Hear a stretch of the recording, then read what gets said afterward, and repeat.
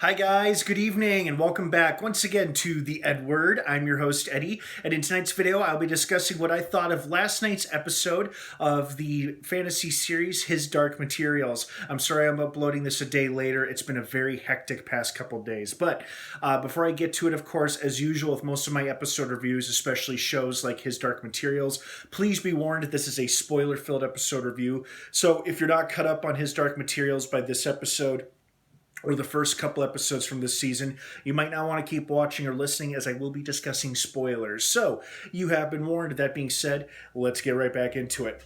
First and foremost, I had almost forgotten until I saw him appear. I'm like, oh my god, that's right. Terrence Stamp was joining the cast this season. I remember seeing a story earlier this year that Terrence Stamp, high-profile, excellent actor Terrence Stamp, was joining His Dark Materials for Season 2. Unfortunately, his character only lasted one episode as we saw him die right away, but he did go out on his own accord, and he died with the peace knowing that he had passed on the subtle knife to the rightful bearer, so that was pretty cool.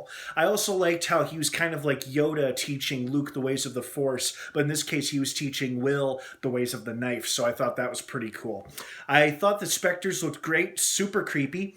I thought it was cool that we got to see some brief scenes as to what's been happening with Mrs. Coulter and Carlo. And it seems like they don't have the same agenda. Like Carlo, I don't know if he's even necessarily acting on behalf of the Magisterium or their agenda. He seems to have his own agenda. Like he really wants this subtle knife.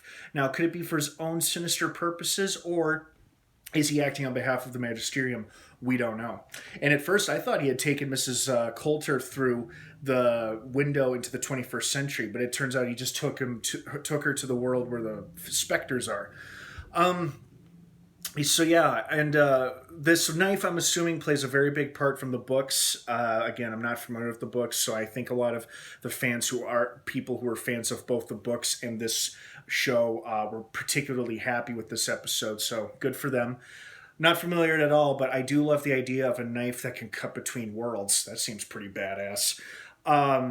What else? Oh, I liked how the stories that were the two stories that was like Will and Lyra and then Lee and Will's father, because I'm like, wait a second, isn't that Will's father? And then sure enough, he verbally confirmed it. I'm like, I thought that was him. Okay, so he is alive and taking a new identity. That's cool. And it explains why he never came back to our Earth, because he couldn't find that window or door again.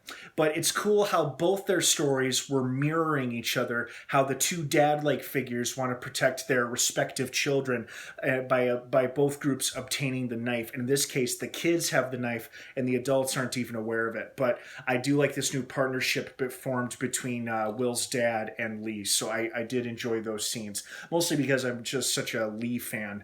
So yeah, great episode. Last week was probably still my favorite episode so far.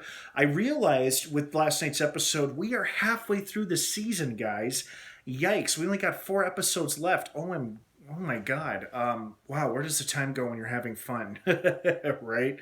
Anyway, good episode. Oh, not really sure where the whole talking dark matter thing comes into place. Is that something created for the show or from the books? I have no idea. Let me know in the comments down below. But I do love the fact that Mary was wise enough to see through Carlo's bullshit. And she's like, nope, no thank you. Not interested in what you're selling. Out. So, good on her. But yeah, overall, I really liked it. I love the developing, continuing relationship between Lyra and Will, how they're both overcoming challenges in their own ways, and they're both being there for each other and being very supportive, so that's cute too. Yeah, good episode. I'm sorry Terrence Stamp was only there for a minute, but he did a great job, as did everybody else. What did you guys think of this episode? I want to hear your thoughts and your opinions down below in the comments section. Thanks for watching. Have an awesome rest of your night. His Dark Materials drops new episodes every Monday night on HBO. We are halfway there, guys. Thanks for watching, and of course, until next time, may the Force be with you.